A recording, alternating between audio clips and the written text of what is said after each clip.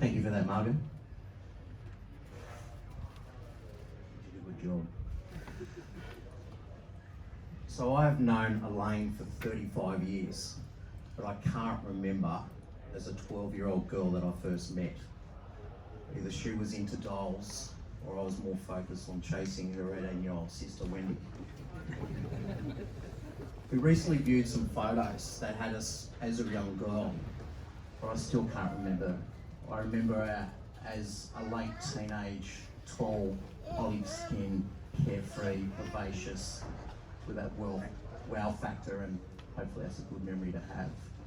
To fill in the gaps between her early 20s being single and to a mother of two, I'm going to call up Toby, Elaine's partner of 19 years and husband of 3. Brace yourselves.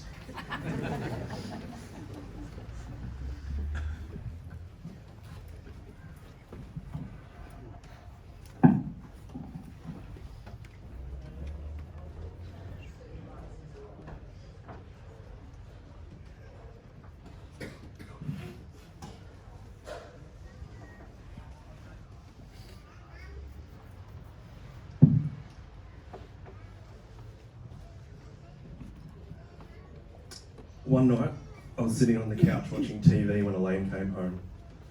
I asked her when her medical appointments for the next few days were so that I could arrange my week around them.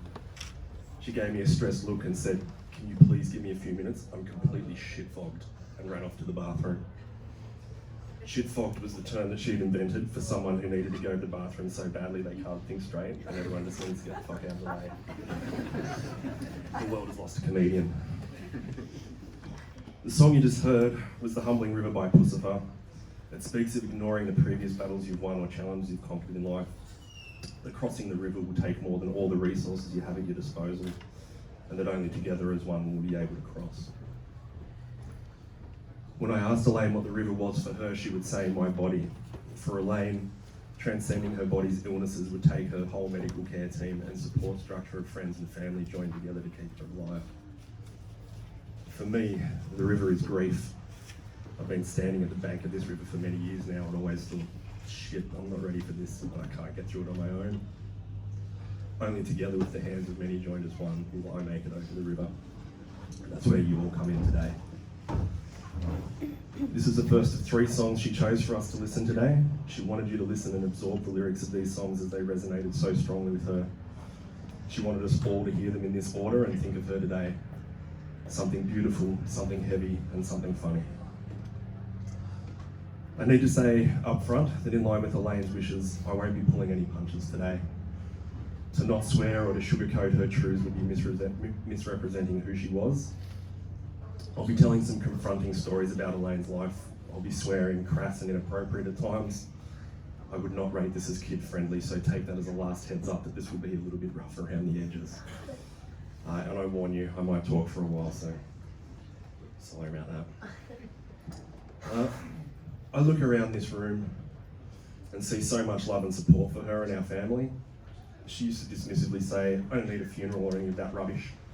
And I'd have to say to her, "Yeah, but it's not for you, you turkey. It's for the rest of us, so that we can get together and share our love for you."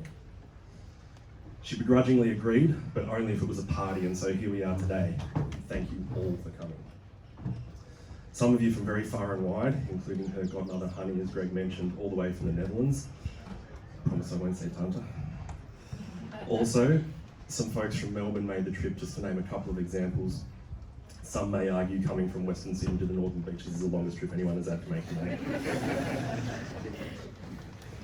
There are many people in this room that she held a very special love for, and this love was always unique for each person, but always grounded in her usual unconditional way.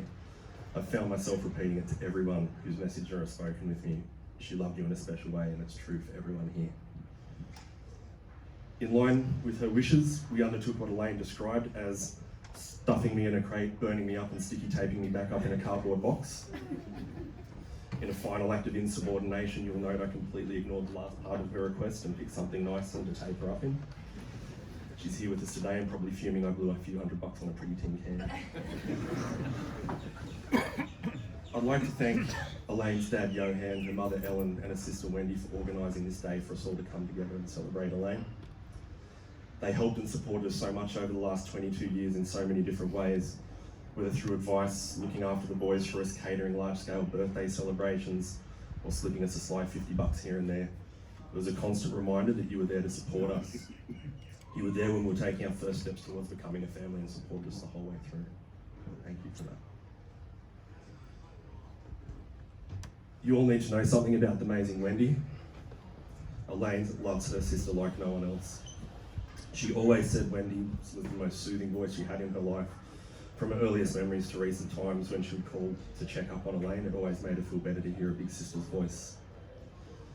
It's so fitting that Wendy's was the last voice Elaine heard as she gave a comfort one last time. Wendy spoke when I couldn't, and her words were a magical meditation of peace, love and memories into Elaine's ears. And there is no more peaceful way she could have left us than hearing about her boys, our love for her, and that she can stop fighting for us now and just rest. She's blessed to have you as our sister Wendy.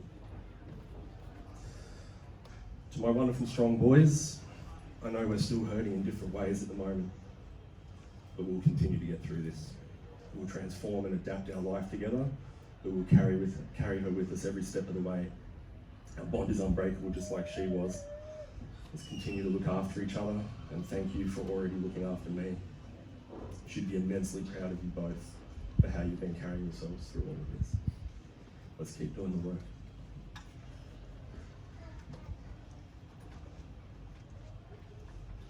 So today I think telling the story of how a skinny punk pulled the hottest chick in Manly would be a good thing. Spoilers, I was a lucky schmuck. She was a club-going gym junkie with a six-pack. I was just a skinny 19-year-old punk who could barely afford a six-pack. It was this lack of funds that let our common friends Heidi and Shay taking me down to the New Brighton Hotel in Manly on Monday nights for $1 games of pool and cheap schooners. Without Heidi and Shay, none of us would be here today to celebrate. Elaine used to catch me looking at her across the room and vice versa, but she was the life of that bar. She would whirl around the place making people laugh and engaging with everyone in there. I figured it was just a coincidence that she caught my glances.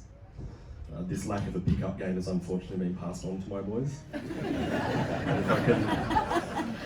If I can offer a word of advice, if she's checking you out across the room and you notice, chances are you should probably have a crack. She was so out of my league, it's ridiculous to even think about now. I mean, you guys just saw some of those pictures of her. She was a stunning young woman. She'd get into the best clubs in Sydney wearing combat boots and army pants, whilst I would watch people like her get into the best clubs in Sydney before being told combat boots and army pants weren't the dress code. She was fearless. You truly haven't lived until you've witnessed a vaulted bar to enter a fight between multiple angry Islander boys before scruffing them by the neck and turfing them out the door. All the while they'd be ashamedly saying, "Sorry, Elaine, sorry, sis, sorry." I eventually put a stop to this by politely reminding her that that's what bouncers are paid for. Over many months, I finally summoned up the courage to ask her out and tried my smooth lines. As an exercise in building some confidence, I thought I'd come and ask you something. I don't ask many girls out, and I don't really expect you to say yes, but would you like to go out sometime? This stellar line was delivered while a big burly bouncer was boring daggers into me from about 10 feet away. It made it excruciatingly uncomfortable. Elaine would later inform me I interrupted him also asking her out. And she was like super grateful because I gave her an excuse to say no. When she said yes, I was so underprepared that I told her I'd need more time to come up with an actual idea for a date. I've wondered many, many times how she fell for this amateur hour crap. But I returned a week later with the super sexy plan of grabbing coffee, which I didn't even drink at the time, only to discover she'd gone out on a huge bender, had a massive tantrum and quit her job. It would be nearly 2 long years before I saw her again. Elaine had been playing netball with her sister, Wendy, and twisted her knee. Her friends were desperate for her to come out as they would use her as a bit of extra bait for blokes. And her friend Kate called her on a mobile to get her to come out, and Elaine wasn't really up for it. She said, "I'll come out if you can find me a walking stick." Well, Kate was standing next to a bin full of them in a $2 shop and said, "I'll see you later tonight." This is an act of fate that I still owe Kate for to this very day. Kate, I know you're in here. I know Elaine, the ferrets, and I were literally shitty flatmates. But without you, there was no us, and thanks for having us and being her friend. It's providence that she came out that night, and it happened to be a night I was back in that same bar with the same friends after a long break of not going anywhere near Manly. And when I saw her walk in, the whole pub faded into the background.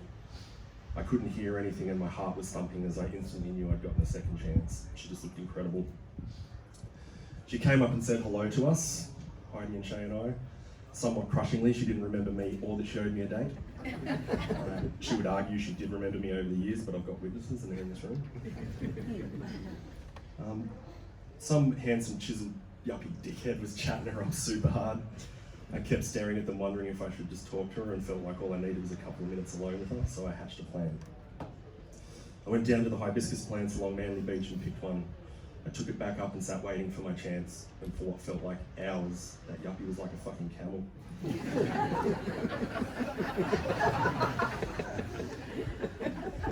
Finally, he hits the toilets and I schlepped on in. I believe it's called cutting someone's grass. I hit her with the flower and said, you know, I asked you out once and you said yes, but then you quit and disappeared on me. I just wanted to give you this flower and tell you you're still one of the most beautiful women I've ever seen. I was a big boy of 21 now and I've been working on the pickup game. Well, I'm here now, aren't I, was her response. She gave me her mobile number because mobiles were for yuppies and wankers back then and I was still a little punk. I didn't have one to give back. But everything was set so I could call the next day. Until I had an asthma attack the next day and ended up in hospital for a week. I figured I'd blown it. Turns out I was pretty close. During the week she bumped into Heidi and Shay and said, what the hell happened to your friend? She was used to dudes hitting her up for a number and then chickening out on calling her. She also couldn't remember my name again, which is something I got great mileage out of for a very long time. Heidi went in to bat for me and the first date was eventually lined up. That's the story of how we met and started going out together. Crummy lines and just pure bad luck. Elaine was diagnosed HIV positive on the 26th of January 1996, a year and a half before our first date. She was infected by a beautiful but truly evil man who'd whispered all the right things in her ear and made the promises you need to manipulate an insecure young woman. He was a stripper, so he was ripped and handsome, and it fit her ideal of what she wanted at the time. As their relationship progressed, she got sick and started suspecting something was seriously wrong. He insisted he was not positive before her and that she'd infected him. This is a myth that he would tell others to make Elaine look bad amongst her friends and circles of friends. In the time after a diagnosis, she would come to learn that he was in fact working as a gay prostitute and he was having unprotected sex and had been infected while working. Elaine spent many years working through her own anger and frustration of herself for ignoring what she knows were just a silly young girl's mistakes. There should have been obvious signs: sex toys in his work bag, his need to have sex with her from behind, and nights working where he would lie about where he was. He had a slick excuse for everything and was in a heavy state of denial. When Elaine rocked up to Clinic 16 at Royal North Shore Hospital for treatment, she was assigned a counsellor who told her she has less than 10 years to live, had to give up on the idea of having babies and should prepare for the worst. And she was already feeling like she should just chuck herself off North Head, and this approach fed those thoughts of ending her life at the time she was struggling. She would do things like cover her mirrors at home with blankets because she couldn't even look at herself or deal with the dysphoria she was experiencing, and everything looked super bleak.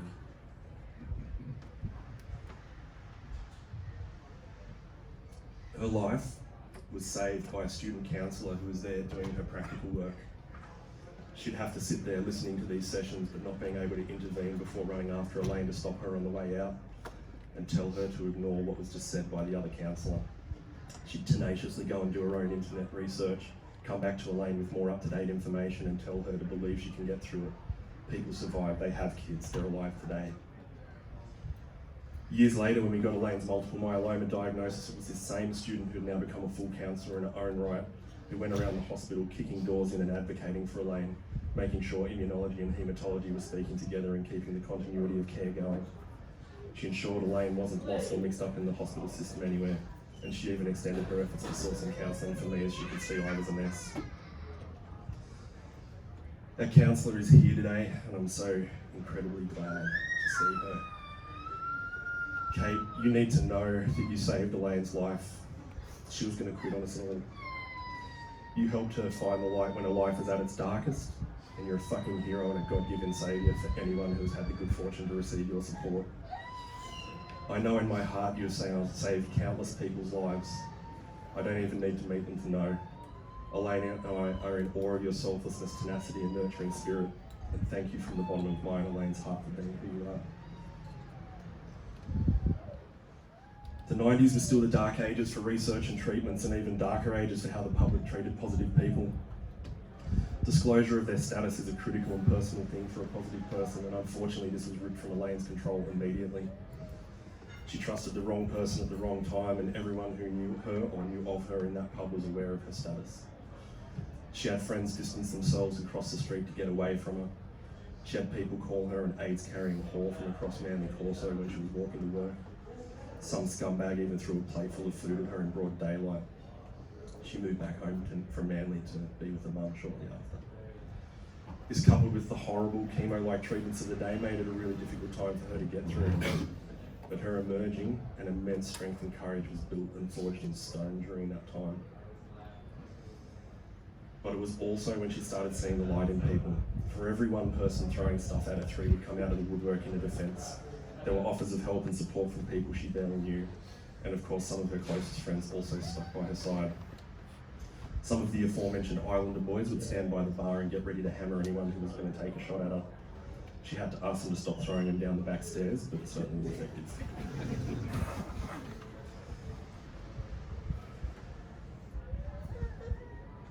I have to expand a recent confession here today. It's important for me because of who's in the room. I'm grappling with it and struggling, but I'm hoping there's some people here today that can help me process it, whether it's good or bad.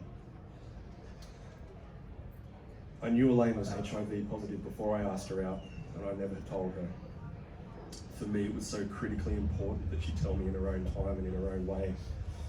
Even then, in my immature mind, for some reason, I knew that she needed to reclaim her disclosure, and I knew I felt something for her that was too important to ruin by making her feel that shame.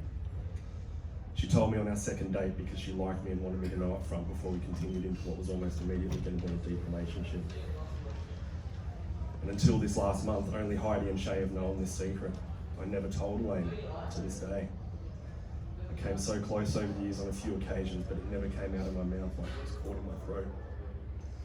I don't know how she would have reacted, and after all these years, I'm not sure she would have cared or if it would have made any difference anyway. But it never mattered to me. I need to try and let it go, and I can't carry it anymore.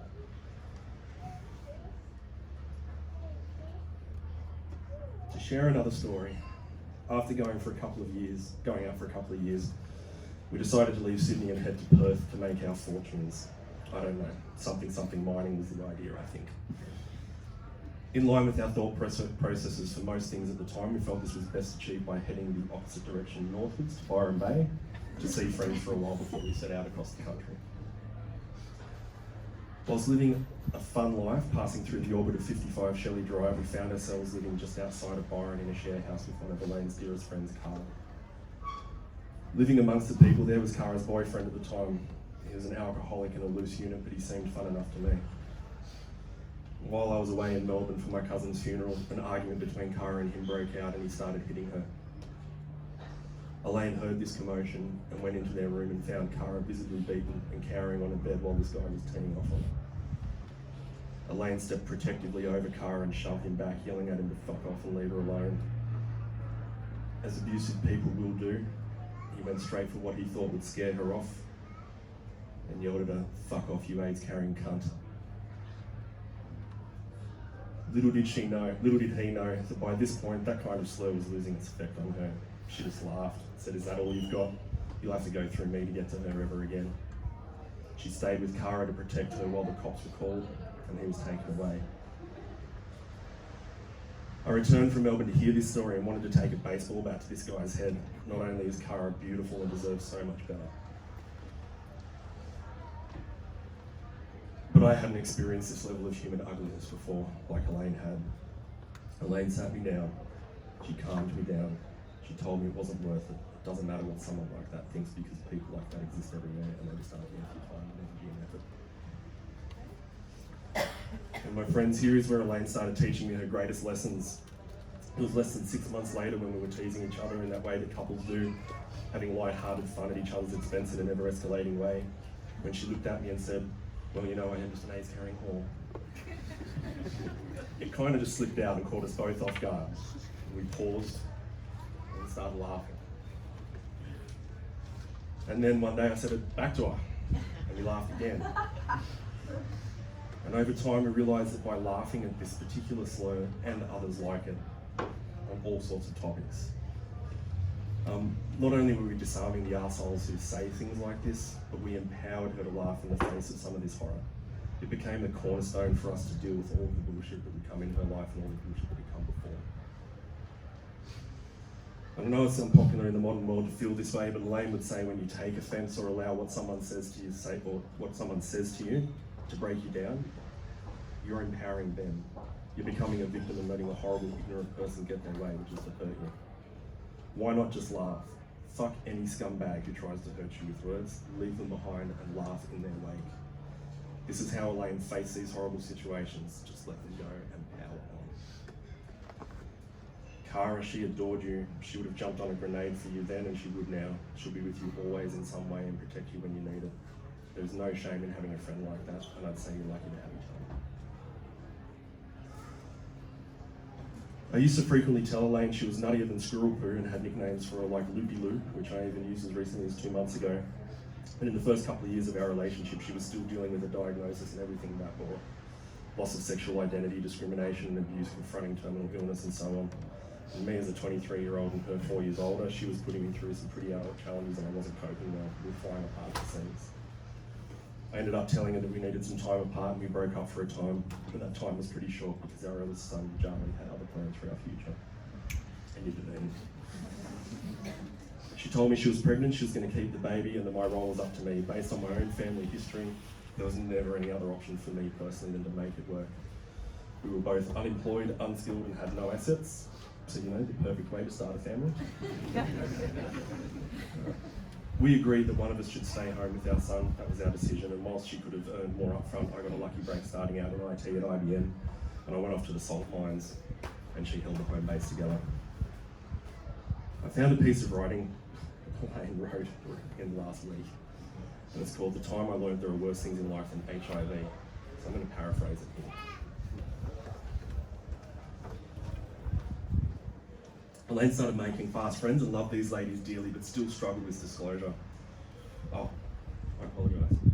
Elaine had the good fortune of being recommended to a mother's group in Hornsby, and as a shift worker, I too got to enjoy the spoils of being the lone bloke with a bunch of beautiful women and getting to play with awesome toys with all the other kids.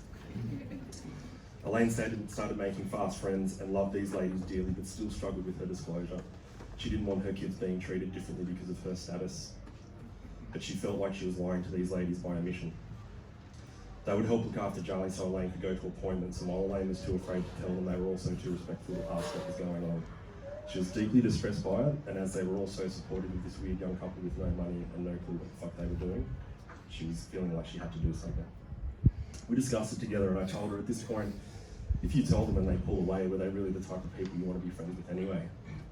And she agreed with that and told me she wanted to meet them at their favourite park and she needed to talk to them about something. She was suffering intense anxiety, and after a couple of hours at the park, she had to bite the bullet.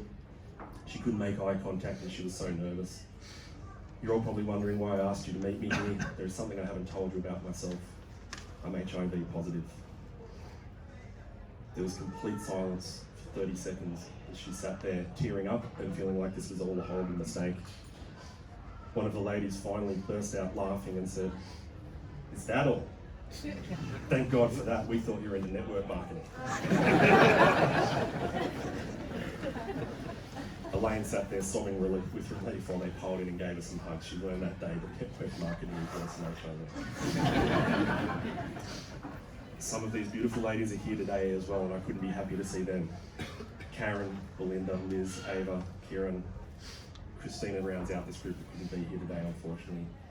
You ladies gave her the greatest gift that day, and I don't think you know what you did for her on that day and all the subsequent days of her life.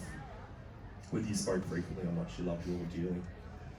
You rewarded her courage that pushed her into action in the HIV awareness sector, making her feel like she could tell her story and put herself out there while she was afraid. There were people like you in the world who would just accept her for who she is. After a couple of years, we finally increased our wealth to the level of dirt poor and wisely decided to have a second son, Neo. As anyone who has had 2 kids under 6 will tell you, it was tough going. Our boys were lovely, but we were pretty hopeless, and we came close to flying apart at the seams a few times, but we weathered the storms and endured. We built a family unit that was more important to us than anything else, a unique team of messy, lazy geeks with acerbic, inappropriate senses of humour. We built a life together, and Elaine was the driving force, the heart and soul of our operation. And we had the benefit of attending a camp for families impacted by HIV called Camp Good Time. Elaine struck gold with her second counsellor, Tara. I think Kate may have been on a maternity leave, and in jumped Tara to keep helping Elaine and I. At the camp, we were able to bond with other people who were having the same challenges as us. We also experienced that some people are having much rougher rides. Children who were infected by a blood transfusion before effective screening was in place. Parents who didn't know they were positive and passed it to their children. Children who had lost their parents to this awful disease. But they were all amazing people, and it was a great experience for the kids there. We were so blessed to have this safest of spaces to be free and to speak openly about women's challenges. Elaine strongly believed that no matter how rough things got for her, it was her responsibility to act with grace and compassion, knowing full well there is always someone doing it tougher. During the mid-2000s, she got the opportunity to tell people the story of how she contracted the virus and what it meant to live with it. She was a proud member of the Positive Speakers Bureau and got involved on the board for people living with HIV/AIDS. She put a face to an awareness campaign for heterosexual positive people, thinking it'd just be a postcard on a coffee table. This turned out to be a huge poster in some of the sexual health clinics around town. That one caught her off guard a little bit. During this time, she met the wonderful Max and some other lifelong friends who are here today as well. Max taught her how to find her voice and to sharpen her story. They were crying out for more hetero women to speak out about their experiences and break down the stigmas that HIV was somehow only for gay men and drug addicts, but also to support those communities by standing with them and to educate and break down other stereotypes of the time. Bear with me, please. We are. Good. I've got the mic, sir. She spoke to teenagers with the express goal of helping young women understand they were in control and to never give up their sexuality under pressure for acceptance and affection. This was her most important message, and if she could just get one girl to make a different choice than hers, she feels like she would have made a difference. She would often elicit tears at her talks as well as hugs. She spoke to medical professionals so they could learn how to manage patients going through similar challenges. She spoke to Chinese diplomats who were still overseeing horrible discrimination, including forced labour, jail and restriction to medicine for positive people back in China, particularly sex workers. She played a role in humanising this disease for them, and along with the other amazing people in these organisations around the world, put forth the case to end mistreatment of these victims. She was the first HIV positive person to have a baby at Royal North Shore Hospital, and she was always blazing a trail.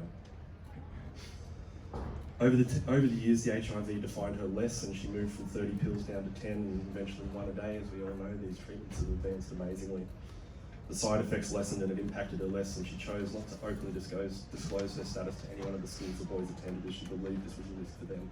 She didn't want you boys being ostracised in any way. In 2011, with her HIV faded into the background and under control, she was diagnosed with multiple myeloma. She had been, as she put it, feeling a bit of discomfort, which we soon learned was hairline fractures throughout her ribs and 2 collapsed vertebrae. 5 years was the time we were given, maybe sooner. And you'll note the pattern here of doctors giving her an expiry date and her refusing to go along with it until it matched what she wanted. She commenced the first of 2 stem cell transplants. She chewed that up, spat it out and went into remission, all in time to have a pig on a spit for her 40th birthday, which she named Jerome. He was delicious. Shortly after that, we moved north of the border to start a fresh life in Queensland. We never looked back and we never questioned our decision. She would have suffocated in Sydney, but we were able to breathe up there. We also happened on the most amazing haematologist named Kirk Morris, who helped us steal more years than we were really entitled to. You all know Elaine loved to chat, and so do I. I could keep going on here about her body being a Ferrari, a machine built for fighting deadly diseases and processing drugs. The times of pain and agony I watched her endure and continue to push through just because she knew we needed her. All about her iron will and complete unwavering love for us.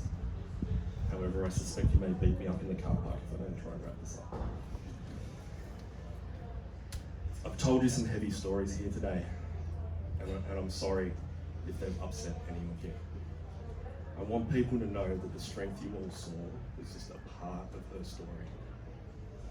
Elaine had enough shitty treatment from bullies at school all the way through her adult life that she had enough of an excuse to shun people, to distance herself and to give in to that fear of discrimination and the crappier parts of our society and our being. But instead, she leaned into people. She wanted to brighten people's day and make them feel better about themselves. She would shamelessly compliment people, whether it was the big lumbering Cliffy on the snap cart at the hospital, to Bill and Chloe Shorten when they crossed her path recently. This is her message and the most important lesson she's left us. Just be fucking nice to people. You don't know what they're going through, but it won't kill you to treat them nicely, even if they are being hard work. She would take it as a challenge to crack open a cranky person and make them adore her. So, a couple of things to lighten the mood before I finish up. My son Neo was given a thoughtful gift by one of his friends earlier this year.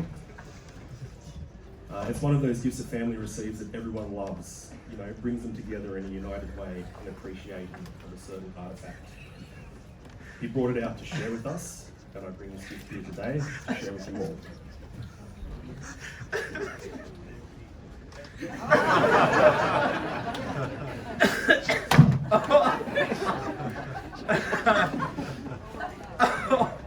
So when this showed up, we invented a game called Spotted Dick. So if you went to get milk out of the fridge, went to the microwave to heat up some noodles, Neo, the smart ass, even tucked this right up and inside my pillow, so lay down. What the fuck's that? I spent 5 minutes wrestling in the dark. He's done a really good job tucking it under 2 layers of pillow slits. At one point, Neo decided to whack it against the air conditioner in our bedroom, and we forgot it was there. That was me. Oh. Thank you very much. Blame it back. We've been having a leaking shower, and a plumber came to fix the bathroom and walked under it for the whole week. Elaine noticed on about the 2nd or 3rd day, but felt it might be a bit weird to remove it now. So she left it. And then she forgot, and we had a house inspection a fortnight later. And the real estate agent definitely noticed it, but didn't want to acknowledge it or say anything. Elaine was a ringleader, an enabler for our stupid bullshit.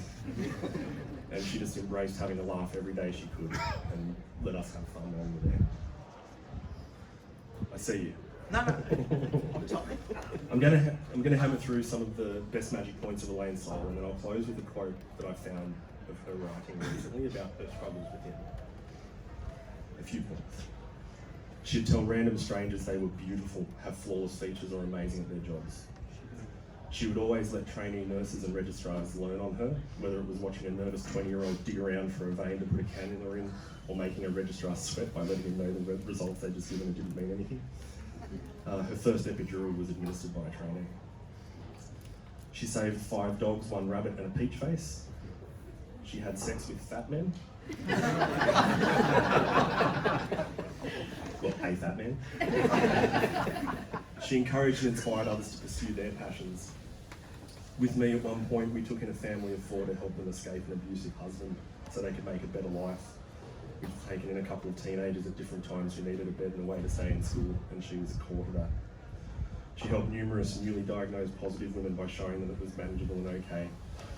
Healthy lives, partnerships and children are all possible. I know she did the same in the haematology department waiting room, always trying to help others feel better about themselves and their situations. She told me what true love is. And so now a quick quote from Elaine. I'm trapped in this mass, screaming to get out, but never knowing where the exit is. It's like my body is a Westfields car park and I can't remember where I parked myself. Wandering around aimlessly carrying far too many bags filled with way too much crap I don't need. Sometimes the bags break and stuff falls out the bottom. I'd love to just leave it lying on the ground and walk away, but littering is offensive. So I scramble around picking it all back up again. Man, Even in my imagination, I can't escape my own standards and sense of social justice. Thank you very much for listening, everyone, and letting me take some time to tell these stories. Remember, we are eternal, and all this pain is just an illusion. Leave it there, Toby. Leave it there.